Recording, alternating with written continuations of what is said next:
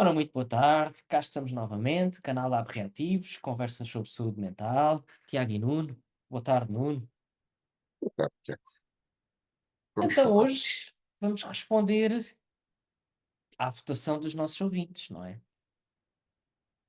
Sim. Que é o tema vencedor, Ok. Narcisismo e autoestima. narcisismo e autoestima. Portanto, o povo votou e decidiu. E decidiu muito bem, decidiu muito bem, decidiu muito bem. Só que é um tema nuclear. Durante muito tempo, quando as pessoas me falavam em autoestima, sim, nas revistas cor-de-rosa e tal, Uhum. fala-se que tem autoestima. E eu, de forma reativa e talvez não muito inteligente, hum, eu costumava responder, bom, autoestima é aquela estima que nós temos pelo nosso carro. Ah, Pronto, mas a realidade é que a expressão é suficientemente eloquente, ah, e, e é útil. É, é tão evidente o quanto as pessoas não gostam de si próprias, ah, ah, e, portanto, vivem mal consigo próprias. Como é que se pode viver bem com uma pessoa de quem não se gosta? É que eu posso estar com os meus amigos, com os meus vizinhos, com os meus familiares, com essa malta toda, mas há um gajo com quem eu vou estar sempre, que é comigo próprio. Eu vou. Onde quer que eu fuja, lá vou eu atrás. Portanto, se esse gajo, se eu não estimar esse gajo, estou sempre mal acompanhado.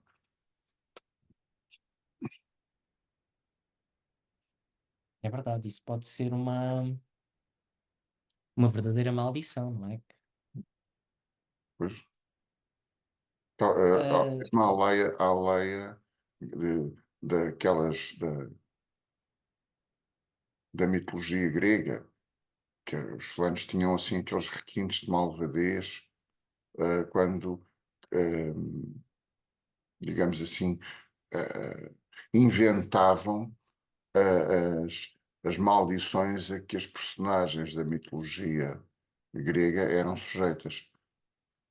Narcisismo, Narciso, foi precisamente sujeito a uma maldição dos deuses.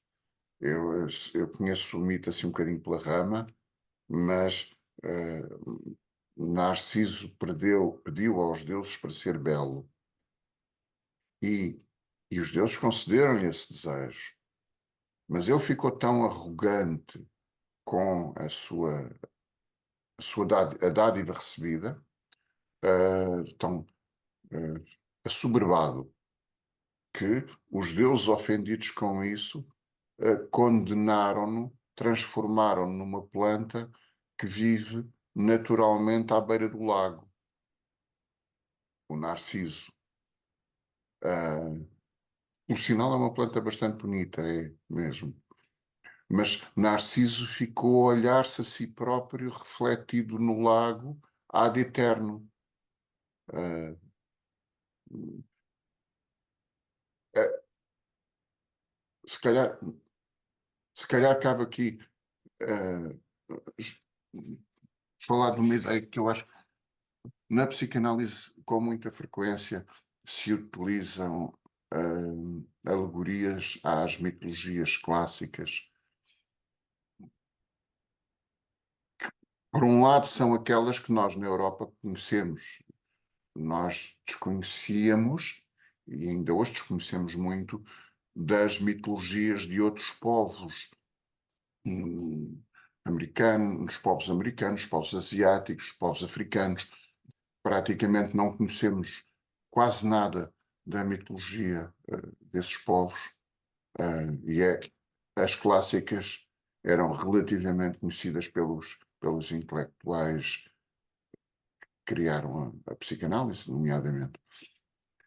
E encontravam muitas vezes uma narrativa explicativa para ideias sobre o inconsciente humano, precisamente porque estes mitos eram um depurado de gerações e gerações de histórias que eram contadas oralmente de pais para filhos.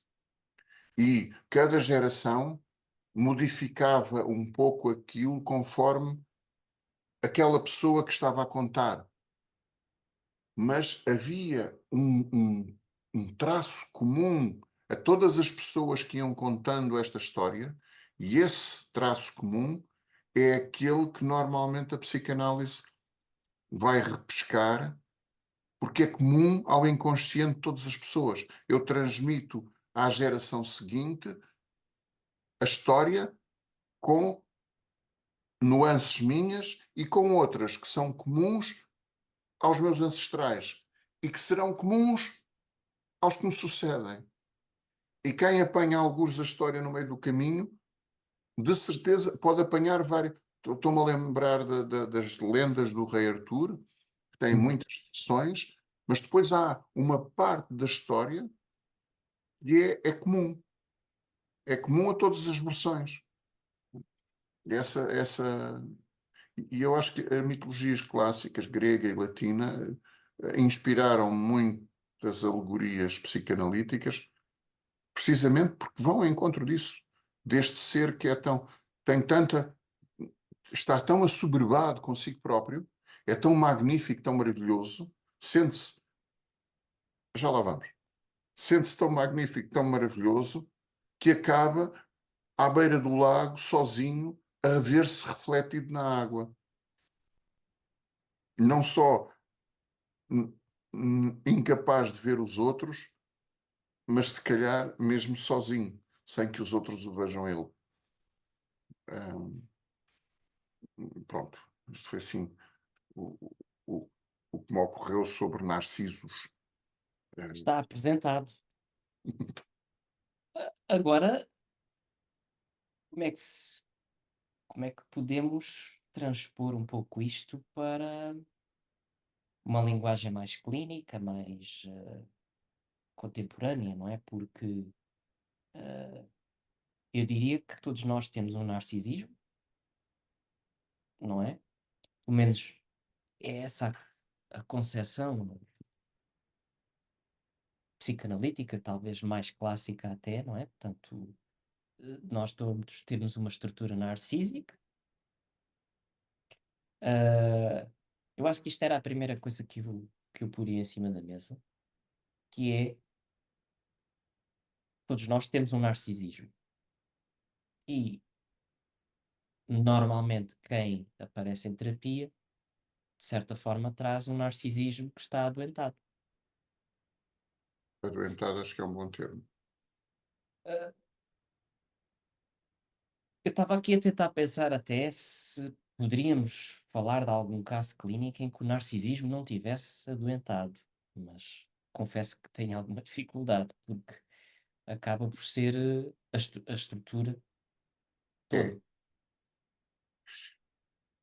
A psicanálise está cheia de modelos ontológicos.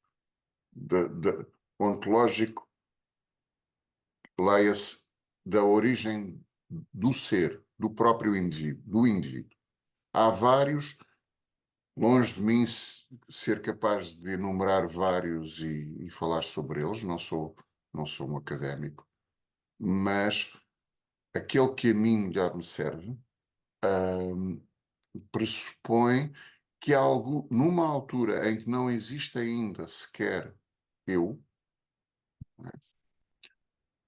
por processos que agora não é muito relevante estar a falar sobre eles, então perdíamos o fio à meada, gera-se um eu, um self, um ser, não é? E este processo é, não sei se poderia dizer o da geração, mas os primeiros processos deste self, deste eu, são processos narcísicos. Têm a ver do eu com ele próprio, na relação com ele próprio. Porque, de acordo com este modelo que a mim me faz sentido, no início,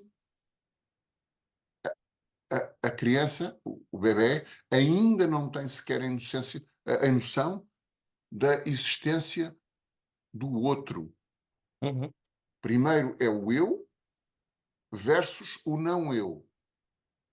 E só depois é que, mais à frente, eu vou começar a vislumbrar que há um género de eus fora de mim.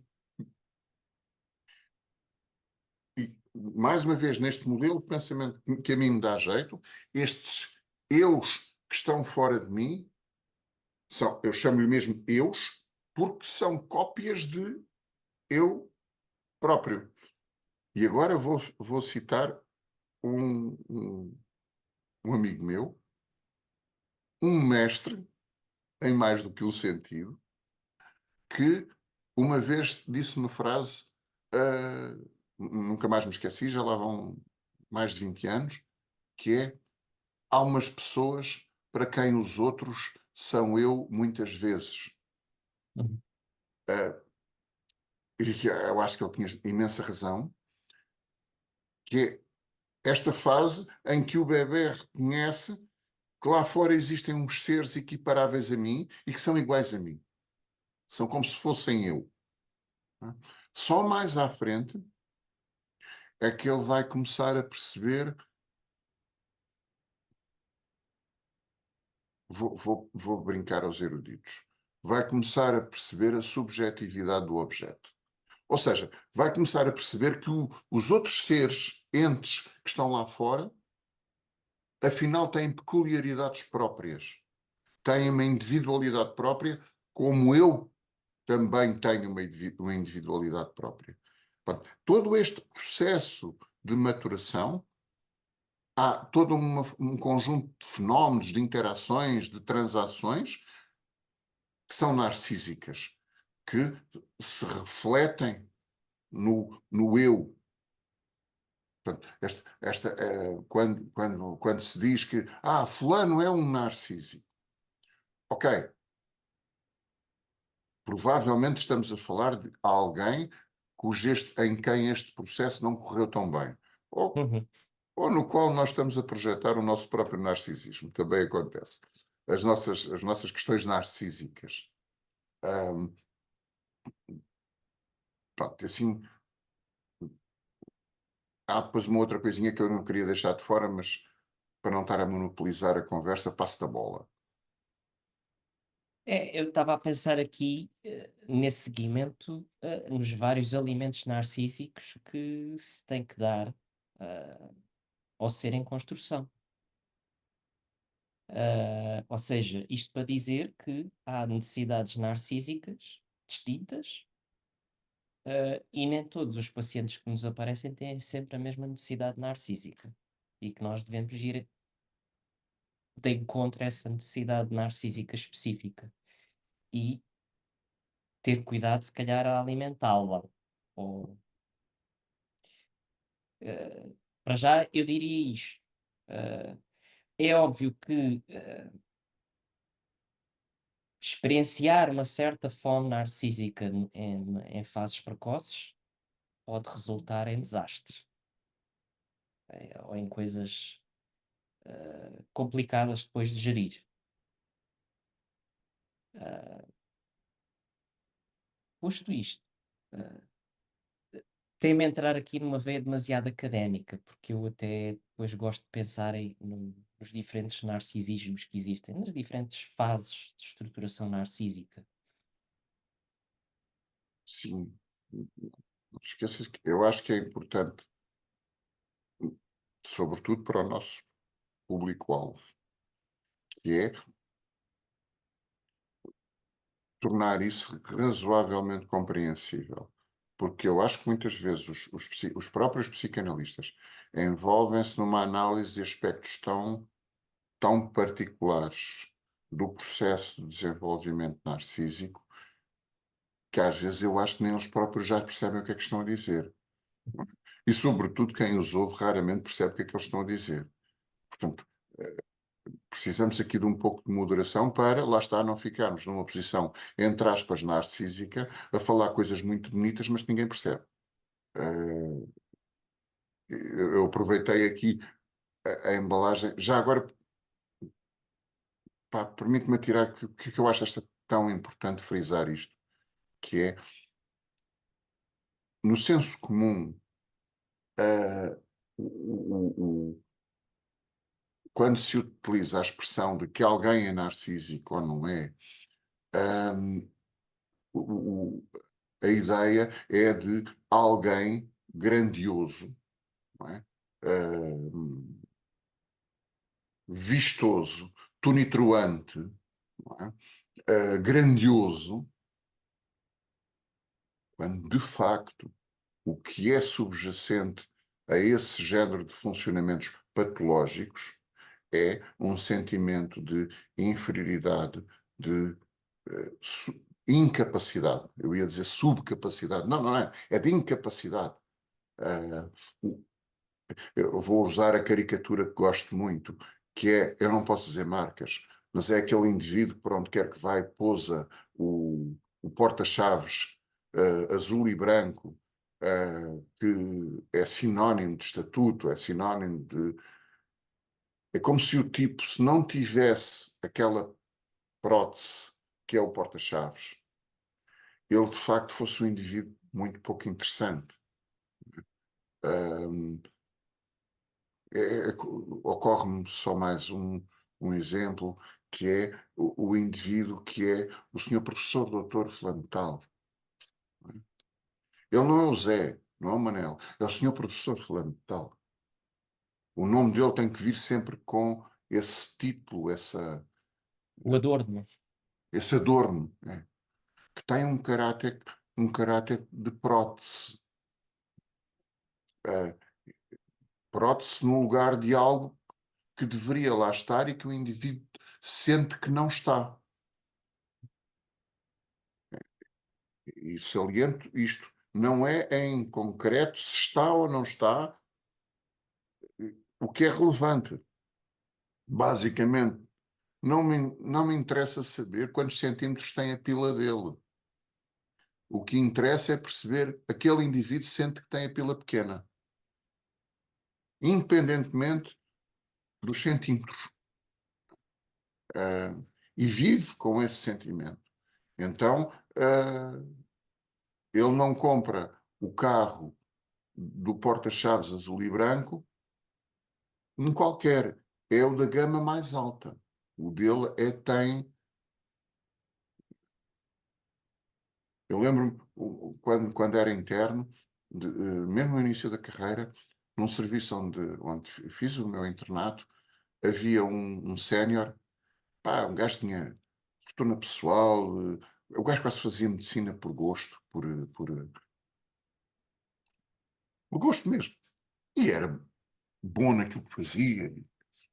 E tinha um carro de uma determinada marca. E depois havia um interno da especialidade que estava lá a fazer pela vida dele. Mas a malta costumava. Entre nós, não reparávamos nisso. Eles tinham os dois um carro da mesma marca, do mesmo modelo. Só que o mais velho tinha uma fortuna pessoal substancial, tinha o modelo mais simples. Eu lembro que na altura ainda tinha os vidros de subir e descer a manuais. O outro, o gaiato, o mais pequenino, o que ainda estava a trepar na vida, tinha o que tinha os luxos todos. Tinha ar-condicionado, tinha os vidros elétricos, tinha. Enfim, e lembro-me de nós às vezes comentarmos isso, nós, entre colegas, não sei quantos, pá, anda no carrinho mais simples, banal, não precisa de prótese. O outro precisa de prótese, falha ali qualquer coisa. Já agora, confirma-me ou infirma isto, mas eu tenho a ideia que quando se fala de narcisismo, se fala sobretudo de falha, é de algo que não aconteceu, de algo que não foi suficiente. Regra geral, acho que sim. Mas eu acho que é uma palavra que está muito associada a essa conotação mais psicopatológica, quando ela, em termos mais conceituais, é muito mais ampla. Portanto,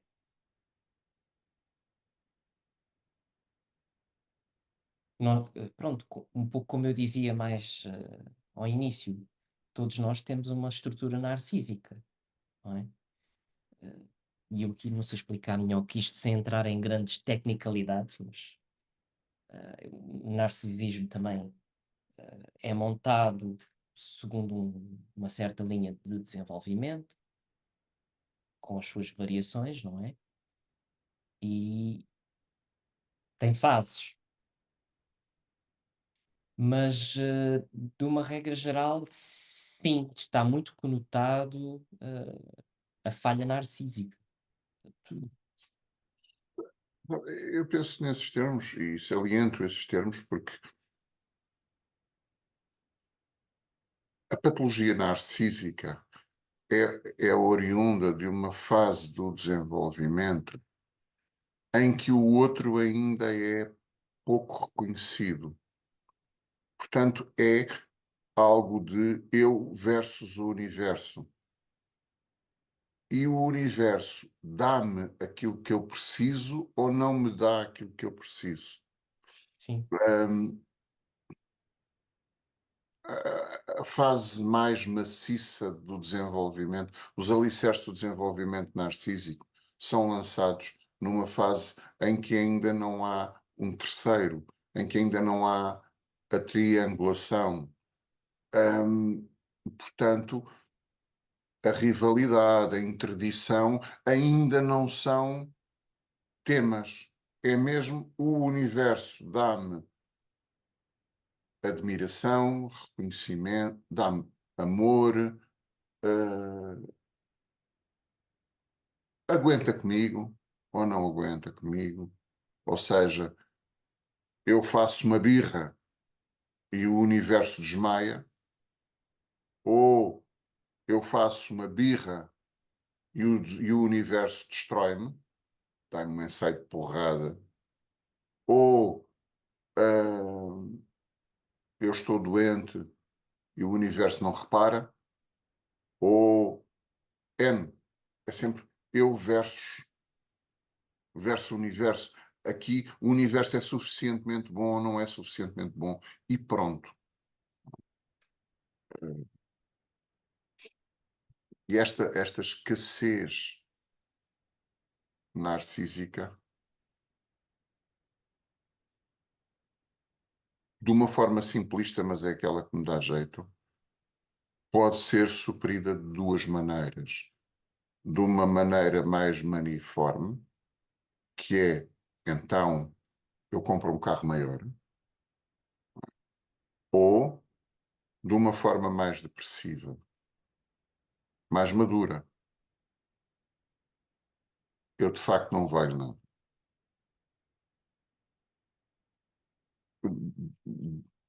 Provavelmente as pessoas perguntam, mas esta pessoa vive mais infeliz. Sim, vive mais infeliz. Mas tem a semente para mudar qualquer coisa. Ou seja, eu não presto, o que é que eu posso fazer para melhorar? Ou seja, eu sou capaz de refletir sobre mim e encontrar estratégias para amadurecer. Se eu for comprar outro carro, um carro maior, para reparar a falha, para já eu nem sequer estou a reconhecer que possa haver um problema qualquer do meu lado. O problema, obviamente, é que o meu carro é pequeno demais, tenho que comprar um maior. É uma fuga para a frente, é uma solução maniforme para a coisa. É. Portanto, ocorreu-me esta distinção entre a solução narcísica mais maniforme ou a solução narcísica mais depressiva, quanto a mim é mais saudável. Uhum. Contém o espaço para. para maturação. Eu também não consigo deixar de destacar que há aqui uma relação quase impossível de não destacar entre narcisismo e materialidade. Portanto, ah, eu há bocado falava de uma estrutura narcísica, em que, pronto, dentro daqueles modelos ontológicos que falavas, não é? Ah, em que o sujeito tem a sua própria estrutura narcísica e material, portanto, não é uma coisa material, obviamente. Chamemos-lhe, eu não sei se poderemos ir por aqui, mas uma parte da sua subjetividade, será esta estrutura narcísica a subjetividade do sujeito?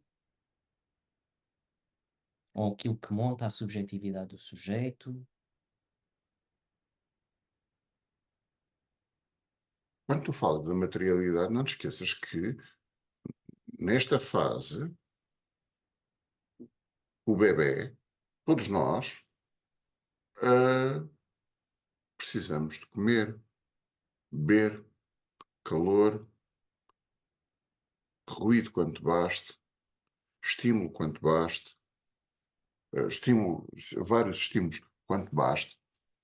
Estamos ainda muito ligados ao mundo material. Aliás, é escasso o aparelho de pensar ainda.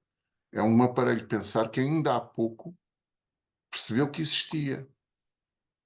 Quer dizer, eu acho que ainda não percebe que existe, mas ainda há pouco se destacou de uma amálgama que é a origem. Este é um modelo que a mim me faz sentido. Que é, nós na origem somos um ser amalgamado com o universo. Não nos distinguimos do exterior, não nos distinguimos do universo. Não nos distinguimos da nossa mãe, porque ainda por cima estamos ligados por uma placenta que há algures histologicamente lá pelo meio, ninguém consegue dizer qual é que é a parte da mãe, qual é que é a parte do bebê. Portanto, a fusão é a este nível. Não é? Uhum. Portanto, saímos desta amálgama e destacamos-nos da amálgama. Ainda há pouco tempo acabámos de nos destacar da amálgama. Portanto, a materialidade aqui é, como é que eu ia dizer, é a regra principal. O bebê precisa de comida, comida. A mãe pode ser uma queridinha, mas se não lhe der de comer, ele morre. Precisa de água. Toda a gente pode amá-lo muito, mas se não lhe derem água, ele morre. E acabou-se. Nesta altura é mesmo a coisa material, é a única, é a sobrevivência. É sub... o psíquico está avassalado pela sobrevivência. E isto depende de coisas materiais. Mais à frente, nós já somos capazes de dar essas coisas materiais como razoavelmente adquiridas, então passamos a ter disponibilidade eh, para outras operações mentais. Mais uma versão da coisa que eu acho que não pode deixar de ficar de fora, que é a parelha, entre aspas, narcísico depressivo. As personalidades narcísicas têm grande tendência para se complementarem nas relações com personalidades mais depressivas. Hum.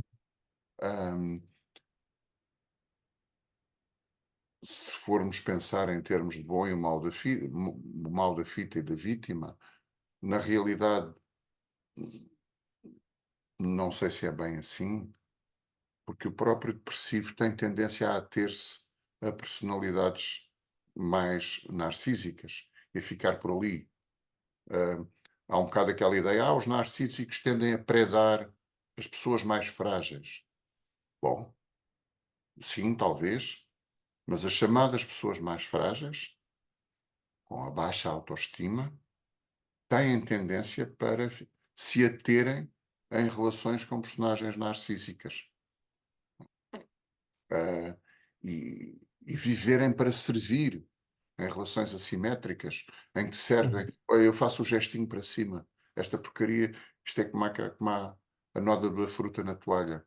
Esta porcaria, por muito que se lave, fica lá sempre uma manchinha. Não é? Que é o narcísico. O narcísico. Quer dizer, eh, e é frequente o, o-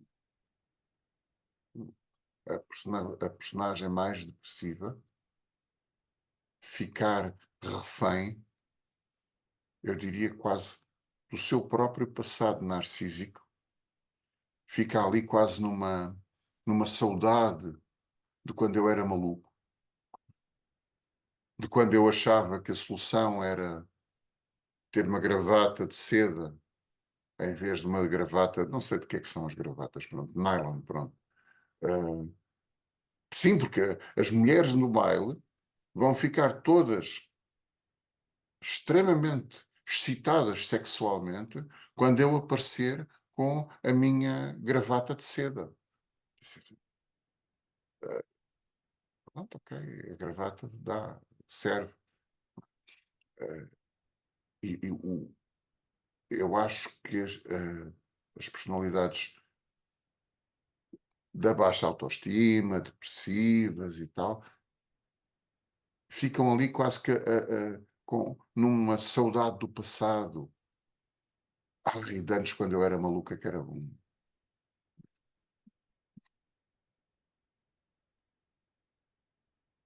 E estabelecem-se relações extremamente equilibradas. Hum. Equilibradas no sentido que são estáveis, mantêm-se, causam sofrimento às duas partes, mas mantêm-se, perduram com sofrimento, mas perduram. Hum, não nos cabe a nós, enquanto terapeutas, ser conselheiros matrimoniais. Mas se, num momento de insanidade, decidíssemos sê-lo,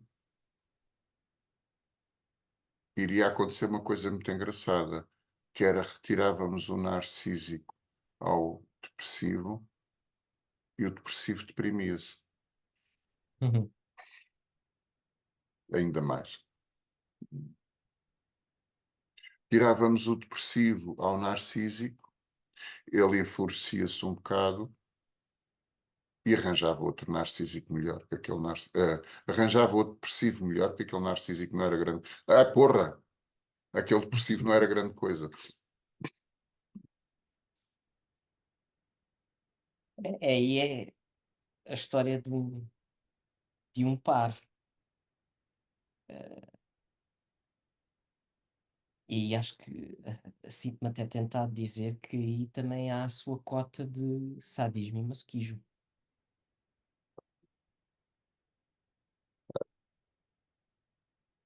Mas essa parte aí do masoquismo, deixamos para outras núpcias. Porque o pessoal começa logo a imaginar os fetiches sadomasoquistas e tal, e a ideia de sadismo e de masoquismo na psicanálise é bem mais abrangente. Eh, só a laia, voltando lá atrás, a posição depressiva e submissa, a posição depressiva e submissa granjeiam ao depressivo algum poder.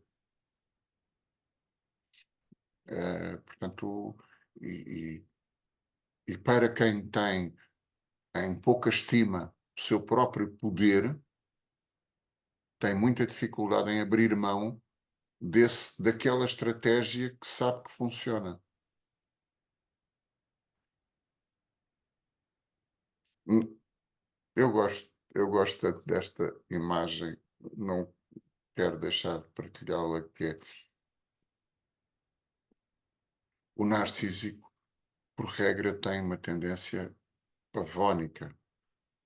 É brilhante, é bonito, é grande, é lustroso, é, é tonitruante, mais uma vez. É um pavão, mas aquilo bem espremidinho, afinal é um peru. tem umas penas mais bonitas. Mas aquilo sem penas é um peru. E magrinho. E no dia em que o depressivo depenar o seu narcísico, vai ficar muito aflito, porque afinal, em vez de ter um ser magnificente, em casa tem peru e magrinho.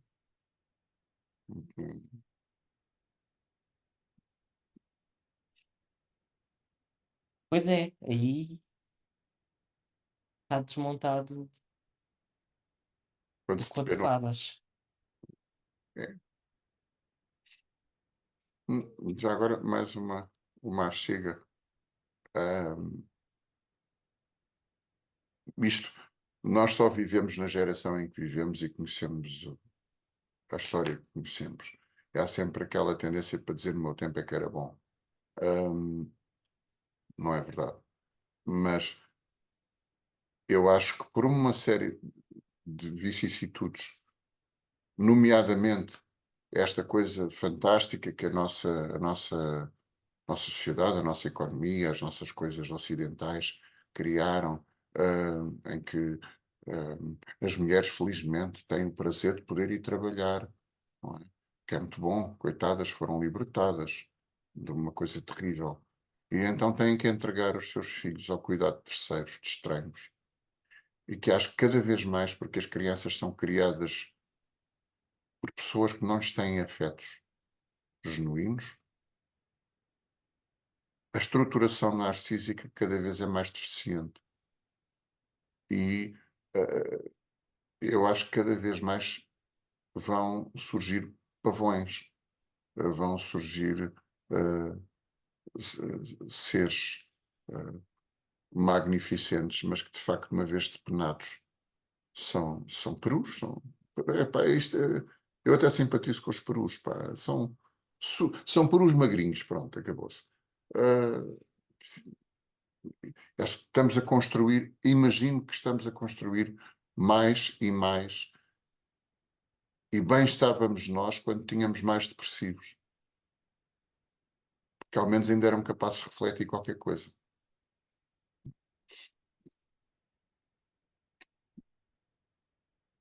Uhum. Bem, aqui acho que deixaria aqui no ar que relação então é que se pode afirmar que existe entre narcisismo e autoestima. Portanto, eu acho que um pouco, talvez para tornarmos isto mais, como Útil. dizias, sim, mais dentro para a nossa população. Porque, por exemplo, é uma queixa comum a pessoa dizer o paciente não se vem a queixar do seu narcisismo, o paciente vem dizer que tem uma baixa autoestima. Portanto, eu acho que esta terminologia é a que é usada pelo paciente, a autoestima. Como é que poderemos associar isto ao narcisismo?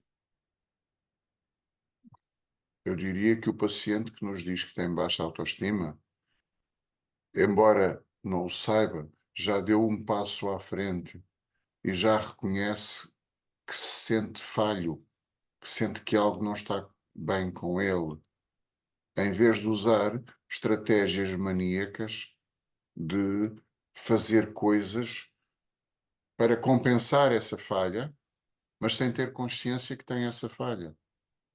Não quer dizer que tenha a falha. Quer dizer que nem sequer lida com ela, quer tenha, quer não lida com ela. Compra um vestido novo, compra um carro novo, tira mais um doutoramento. Não estou a dizer que as pessoas, sem demérito, acredito que haja pessoas que gostem de estudar a vida inteira e se calhar muitas pessoas tiram muitos doutoramentos porque têm que andar de bolsa em bolsa para conseguirem sobreviver. Sem demérito, mas alguns tiram doutoramentos e pós-doutoramentos e aquelas coisas todas também como prótese narcísica. E nem têm a mínima consciência de quanto é a sua baixa autoestima. Portanto, eu diria que os pacientes que nos dizem que afinal até têm baixa autoestima, epá, se calhar até são as pessoas que já estão a começar a mudar qualquer coisa, são capazes de mudar qualquer coisa. Ah, Para se admitir que se tem problemas de autoestima, quer dizer que já há alguma estima do próprio. exatamente.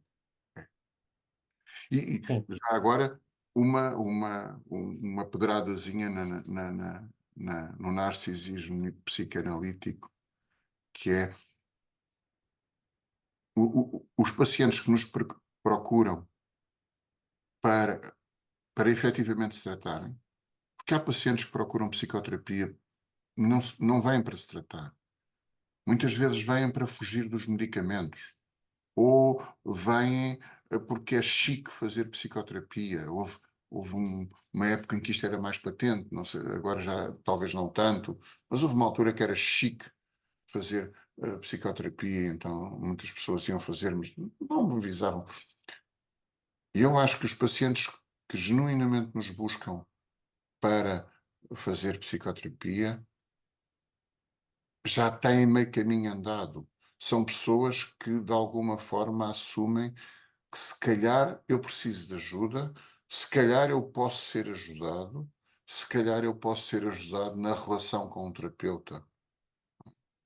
Ah, portanto, as pessoas com baixa autoestima, ah, eu acho que já vêm com uma parte do trabalho feito. Por muito que lhes doa, mas é por aí. Enquanto que aos outros aparentemente não lhes dói nada. E sim. enquanto a marca de carros com. Pronto, também já chega. Enquanto aquela marca vai chegar a uma altura que já não produz um modelo acima, isto para alguns indivíduos é a vida toda, ahm, e depois a queda é vertiginosa, e depois o peru fica sem penas. Ahm, os outros não. Os outros podem continuar a crescer. Ah, olhar para a baixa autoestima de frente e lidar com.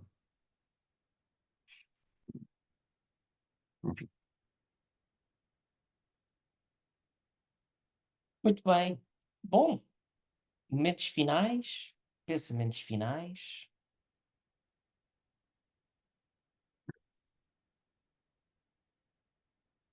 Lançamos a martelada.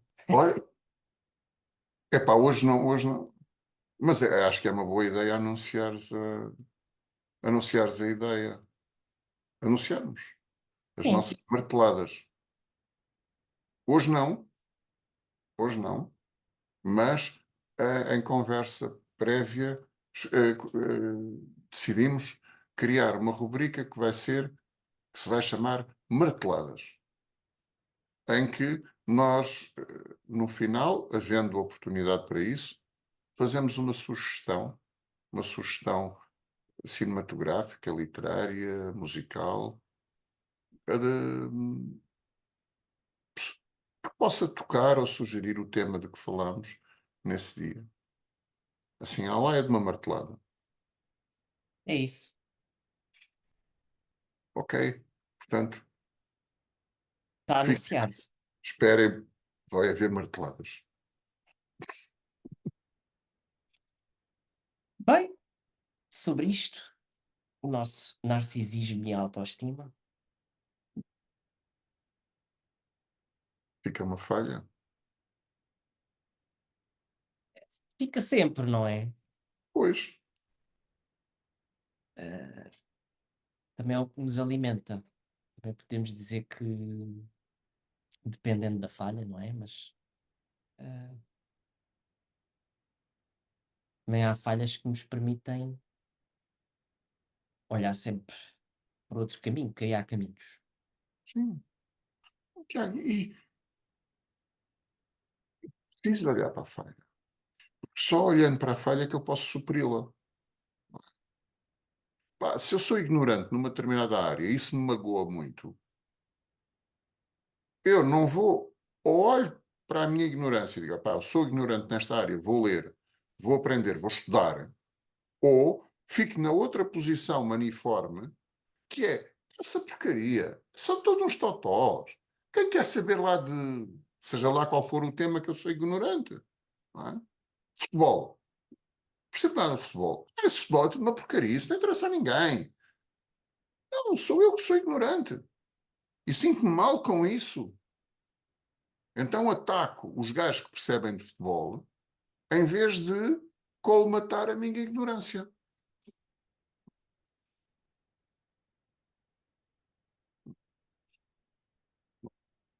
É bem dito.